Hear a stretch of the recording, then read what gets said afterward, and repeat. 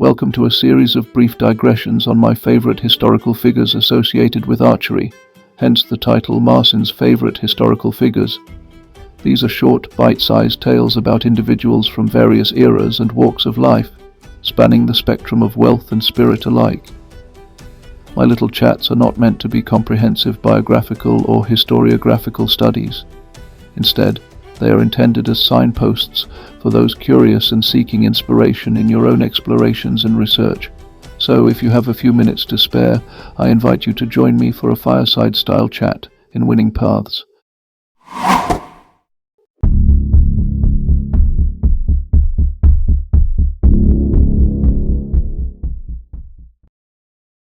It's a strange thing to think of a man whose life balanced so precariously on the edge of extinction, not just his own breath, but the collective memory of an entire people, snuffed out like a candle in a gale.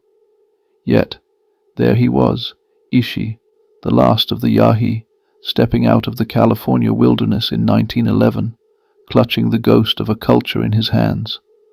I sometimes wonder what it must have felt like, the weight of it all, being the final thread of a tapestry, forgive me the word, unraveled by violence, greed, and time. For Ishi, the bow was more than a tool.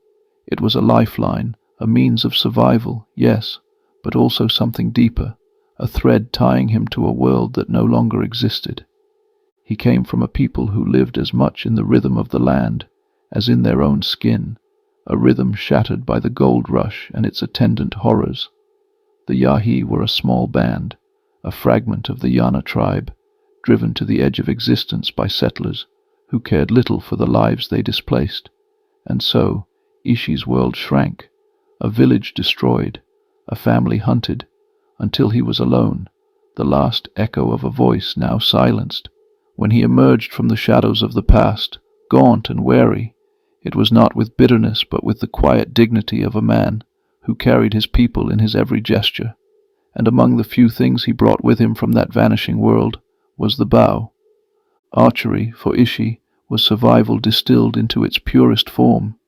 His bows, shaped from yew or cedar, held the knowledge of generations, each curve and string as much a poem as a weapon. His arrows, tipped with obsidian, were as precise and deadly as the stars reflected in the rivers of his homeland. Ishi didn't merely make these tools, he summoned them from the earth, coaxing them into being with hands that remembered what his ancestors had taught him. To loose an arrow wasn't just an act of necessity, it was a way of speaking to the land, to the spirits that lingered in the hills and streams. I think of this often when I nock an arrow myself, that sense of participating in something ancient, something sacred. When Ishi was found, or rather when he walked into history, he was taken in by anthropologists at the University of California, Berkeley, and there he became a living museum, a bridge between two worlds that had no business colliding but did so anyway, with all the brutality of manifest destiny. Saxton Pope, a physician-turned-archer, became his student in the way that only someone with the privilege of safety can learn from a man whose life was the stuff of daily survival. It's said that Ishi taught Pope how to make bows, how to shape the wood so it bent like a reed in the wind, but snapped with the power of a storm. But more than that, he taught him how to see. For Ishi, the bow wasn't a tool of conquest or sport. It was an extension of the body, the soul even.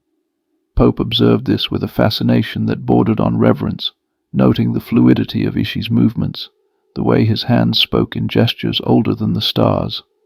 Pope would go on to write about these lessons, to carry Ishi's techniques into the burgeoning world of American bow hunting.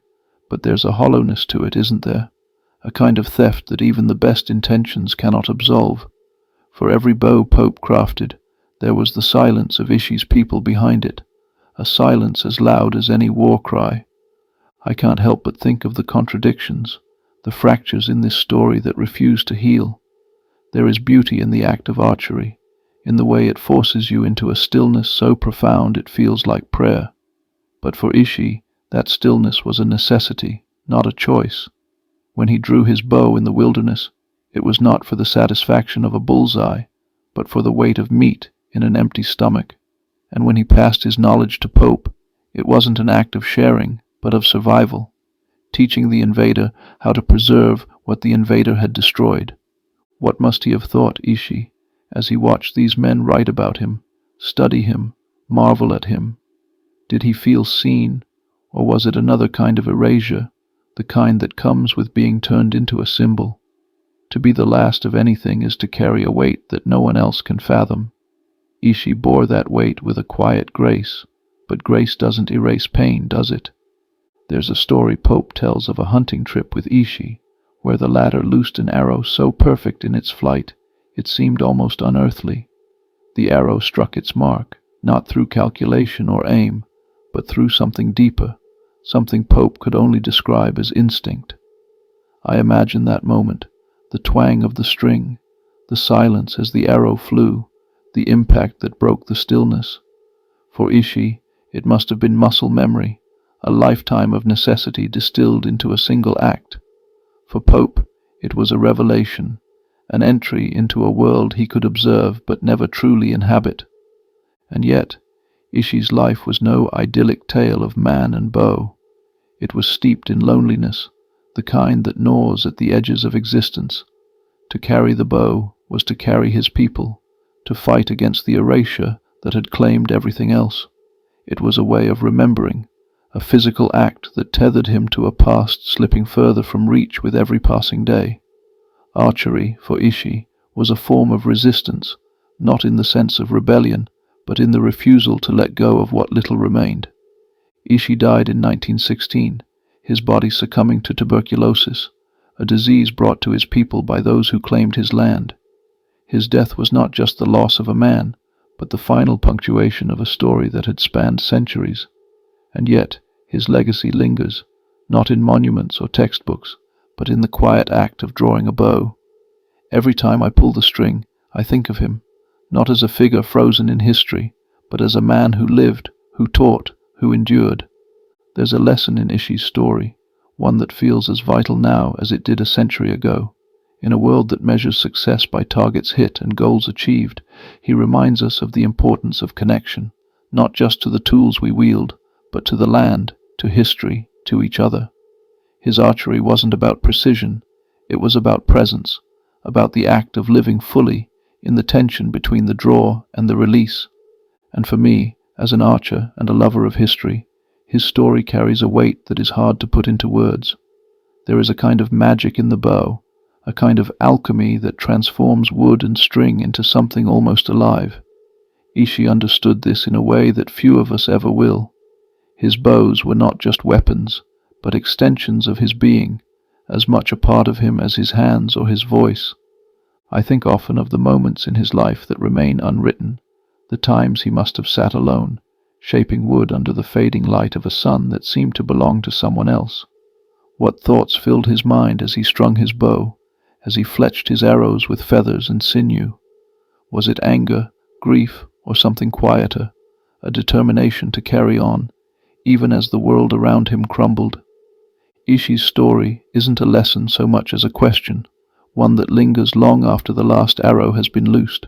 It asks us what it means to belong, what it means to endure, what it means to remember. For Ishi, the bow was a means of survival, yes, but also a way of reaching across the void of loss, of saying, I am still here. And in that there is something profoundly human, something that resonates across time and place. The bow, in Ishi's hands, was not just a tool, but a testament, a reminder that even in the face of extinction, there is a dignity that cannot be erased. His life, though marked by tragedy, carries a beauty that speaks to the resilience of the human spirit. And every time I draw my bow, every time I hear the string hum with potential, I think of him, a man who taught us, through the simple act of aiming, what it means to survive.